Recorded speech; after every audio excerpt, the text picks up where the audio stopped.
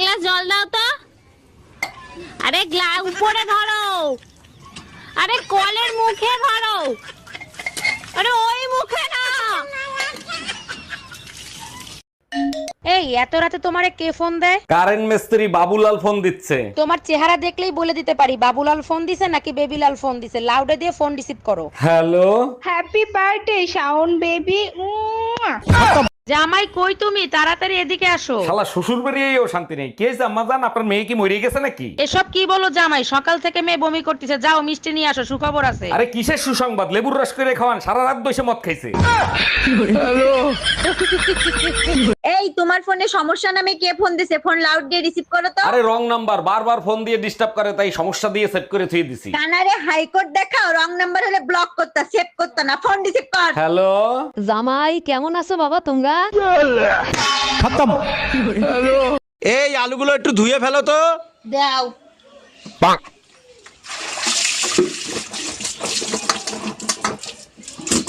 কি করলে এটা? তুমি তো বলে ধুয়ে ফেলতে। আয় রে পোড়া কপাল। মিষ্টি একটু ফোনটা দে তো বাবু, তোর বাবাকে একটা কল করব। এই নাও মা।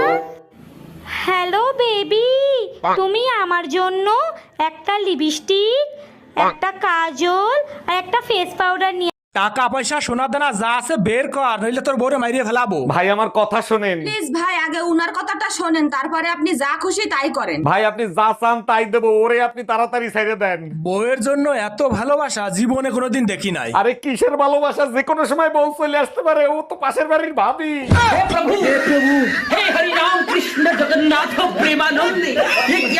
যাক, অবশেষে মহারানীর ঘরে আসার সময় হলো। তা কই গেছিলা তুমি? পাশের বাড়ির ভাবির সাথে গল্প করতে গেছিলাম। আর শোনো, এত কিছুর কৈফিয়ত আমি তোমারে দিতে পারবো না। অবশ্যই কৈফিয়ত দিতে হবে, কারণ তুমি আমারটা খাও আমারটা পরো। দেখো, বিয়ের আগেও আমার ওজন ছিল 50 কেজি, বিয়ের 5 বছর পরও আমার ওজন 50 কেজি। তাহলে তোমারটা খাইলাম কোথায়? এই তাড়াতাড়ি পালো, আমার বর এসে গেছে। তাড়াতাড়ি পালো, আমার বর এসে গেছে। 1 মিনিট, তোমার বর তো আমি, তুমি আমাকেই পালাতে বলছো কেন? আচ্ছা, তুই যদি আমারই বর হোস্টেলে পালাচ্ছিলি কেন, বাজে ছেলে একটা? এ স্বামী না, স্বামীর তো নাম ধরে ডাকা যাইবে না। দাদা শ্বশুরে বলছে স্বামীর নাম ধরে ডাকলে হেলে বলে অমঙ্গল হয়। তাইলে কি কইয়া ডাকবো, কি কইয়া ডাকবো, কি পাইছি? এ কুত্তা, খাইয়ে যা। বাবু বাবু, তোমার বান্ধবীরা আসতেছে। ধরো ধরো, এগুলো তাড়াতাড়ি আলমারির মধ্যে রাখো। কেন, তোমার বান্ধবীরা কি শোন নাকি?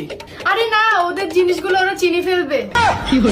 তোর সংসার নেই, তুই থাক, গেলাম আমি বাপের বাড়ি। যাও, কিন্তু যাওয়ার আগে সুমন ফকিরের 600 টাকা দিয়ে যাইও। কিসের টাকা? আমি তো তার কাছ থেকে কোনো টাকা ধার আনি নাই। তোমার জন্য একটা তাবিজ আনছিলাম, বলছিল তাবিজে কাজ করলে টাকা দিয়েন। কি? তুই আমারে তাবিজ করছিলি?